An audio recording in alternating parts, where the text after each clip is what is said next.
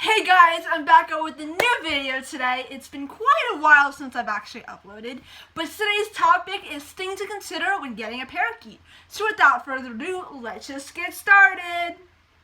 So the first thing you want to consider is the space and the location. Make sure there's a part of your house where you know it can hold the cage. You don't want to put it in a tight space. Make some open space for the cage.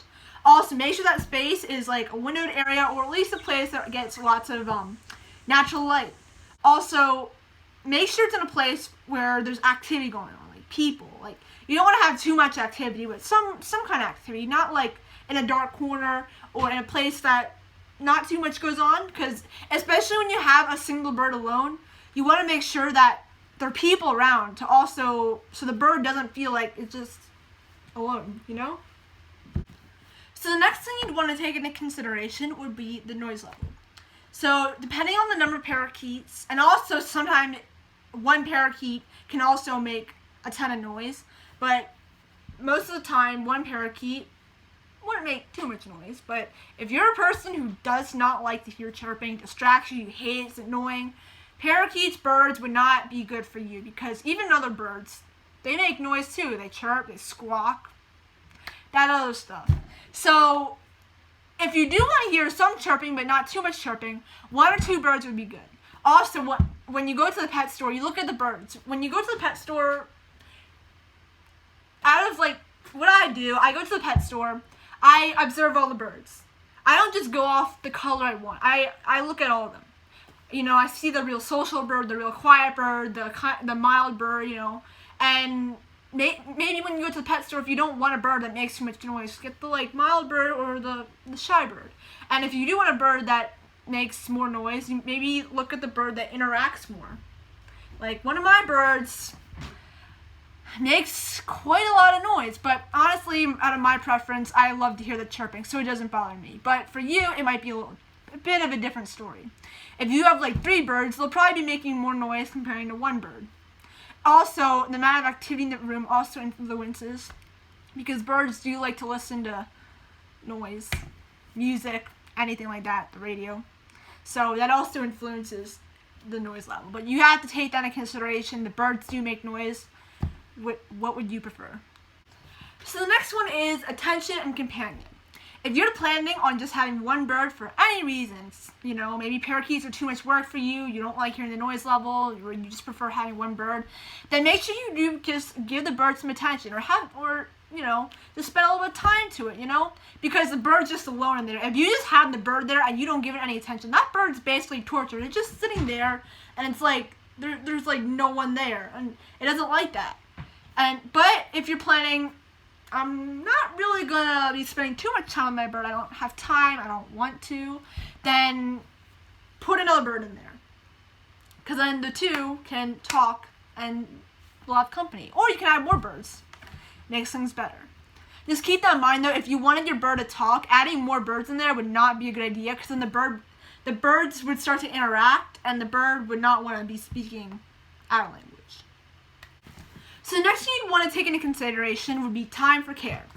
And also, are you willing to do this? So this includes cleaning the cage, buying and giving them food, and also checking on their food too. Because the way birds' food is they have seeds. They'll eat the seed, but they'll leave the shell there. And when the shell just piles up in their little food container, you'll assume there's still food there when there really isn't. And the bird can apparently starve to death, and that would not be a pretty scene. Also, you want to make sure you change the water and make sure the water is not dirty.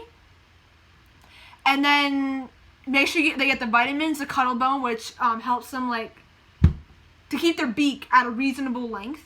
Make sure it doesn't get too long. And also sometimes clean the perches, get new perches, maybe toys if you want to get your birds toys, and stuff like that. And you got to make sure you're actually willing to do it. Not you're going to say you're going to do it, you're like, I don't want to do it. You have to do this stuff. It's essential for the bird. So the next thing you want to take into consideration is other pets and people. So you got to keep in mind, if you do have other pets, such as cats especially, these animals can jump pretty high, and especially, with parakeets, the cat is still going to find a way to get to the parakeet. Even if you hang it from the ceiling, the cat's going to find a way. there's no getting out of it. If you do want a bird, someone has to go. So it's either the bird or the cat. You gotta choose one. And then with other pets, they have a bunny or a fish and a parakeet. I mean, you should be pretty good. Also keep in mind, are you willing to take care of all these animals and your parakeet? Do you have time for it? And also keep in mind other people in your house.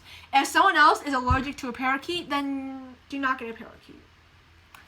Or if just other people, they simply don't want a parakeet or something annoys them about it, then don't get a parakeet. There are so many other great animals out there that you could get that you guys all could love.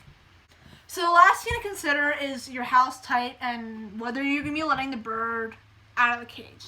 Now you're probably thinking house type, maybe the amount of space in the house, whether you can supply the parakeet is important. Well, also if your house has you have enclosed areas, or you have high ceilings, or you have a bunch of stuff hanging from the ceiling, or those houses with very high ceilings and there's a chandelier in the middle, and if you let the bird out, the bird just flies on that chandelier, and then you don't really know how to get it down, because if you throw something at the bird or you do something to try to get the bird down, it might break the chandelier. You have to keep that in consideration, different house types. If you have lots of enclosed areas and you let the bird out of the cage, and then, because birds are tiny animals, they're not like dogs, so they fly into that little enclosed space and you can't find them. This all has to be taken into consideration. You surely can let your bird out inside a big house. You can probably just release it in a room, but if you have really high ceilings, don't let him out in that place, because the bird might fly to a spot that you will not be able to reach no matter what you do. The only time the bird might want to come down is when it feels like going back to the cage. That's really it. So just keep that in the back of your mind. So thanks for watching today's video. I hope you found this information helpful. I truly find this information very important to know before getting your bird, because after you get your bird, you do not want to be trying to discover all this stuff, because now you have your bird, what are you going to do? So thanks for watching the video. I'll see you next time. Bye!